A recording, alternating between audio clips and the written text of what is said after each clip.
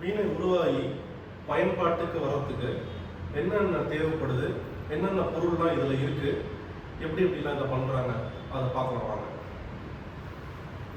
இது வந்து Thanjavur light carving ஏகாண்ட வீணை.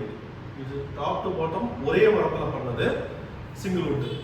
அதுவும் இது சீசனான வுட்டு, காஞ்ச மரம். இது பார்த்தீங்கன்னா உங்களுக்கு லங்கர்னு சொல்லுவாங்க, நாகபாசனம். இதில் தான் உங்களுக்கு வந்து அந்த ஸ்ட்ரிங்ஸ் வந்து கட்டி இந்த பெரடையில் நம்ம ஜாயின் பண்ணுறோம். இதுதான் உங்களுக்கு ரெண்டும் கனெக்ட் ஆகுது.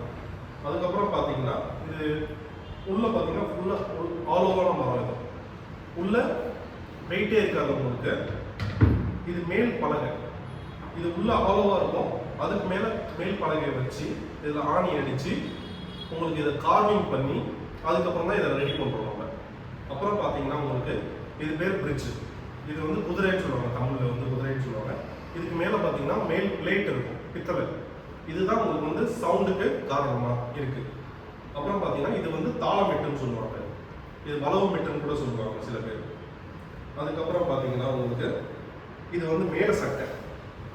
இது மேலே தான் வந்து உங்களுக்கு அந்த வேக்ஸ் வச்சு மேலம் பண்ணி 24 மெட்டு வச்சு உங்களுக்கு நம்ம மேலம் பண்ணி கொடுக்குறது. அதுக்கப்புறம் பார்த்தீங்கன்னா உங்களுக்கு இது வந்து சொரக்காயின்னு சொல்லுவாங்க. அந்த காலத்தில் பார்த்தீங்கன்னா உங்களுக்கு ஒரிஜினல் சொரக்காயிலே கிடைக்கும் அது உங்களுக்கு. இப்போலாம் வந்து பார்த்தீங்கன்னா உங்களுக்கு ஃபைபரில் அந்த அலுமினியம் அந்த மாதிரிலாம் வந்து இப்போ.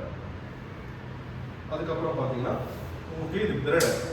இதுதான் வந்து அந்த ஸ்ட்ரிங்ஸ்க்கு கனெக்ட் ஆகி இருக்கிறது உங்களுக்கு. இது மூலியமாக தான் உங்களுக்கு கனெக்ட் ஆகி சவுண்ட் வருது உங்களுக்கு.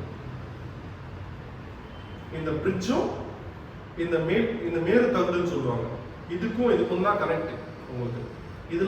இதுக்கும் தான் வந்து கனெக்ட் ஆகுறதுனால தான் உங்களுக்கு சவுண்ட் வந்து ப்ரொடியூஸ் ஆகுது உங்களுக்கு. அப்புறம் பார்த்தீங்கன்னா உங்களுக்கு இது வந்து யாழி தலை. இதுவும் வந்து பலாமரத்தில் பண்ணது. அந்த யாழ் சொன்ன பார்த்தீங்களா, பழைய காலத்தில் அந்த யாழ் அது மூலியமாக தான் இந்த வீணை கண்டுபிடிக்கப்பட்டது. அது மூலியமாக தான் அதோட இதுக்காக தான் இதுவும் வந்து இதில் சேர்த்துருக்காங்க. 24 மெட்டு இங்கே வரும் உங்களுக்கு. எல்லாமே உங்களுக்கு வந்து ஒரு சொரசானமும் இருக்கும் உங்களுக்கு.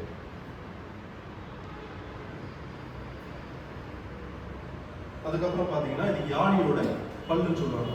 ஃபர்ஸ்டெல்லாம் வந்து பார்த்தீங்கன்னா ஐவரியில் அந்த மாதிரிலாம் கொடுத்துட்டு இருந்தாங்க. இது பார்த்தீங்கன்னா உங்களுக்கு யாழியோட பல்லு.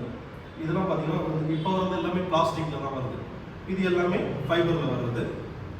மற்றபடி இது எல்லாமே ஃபுல் அண்ட் ஃபுல் ஹேண்ட்மேட் கைவினை பொருட்கள். இதெல்லாம் எல்லாமே உங்களுக்கு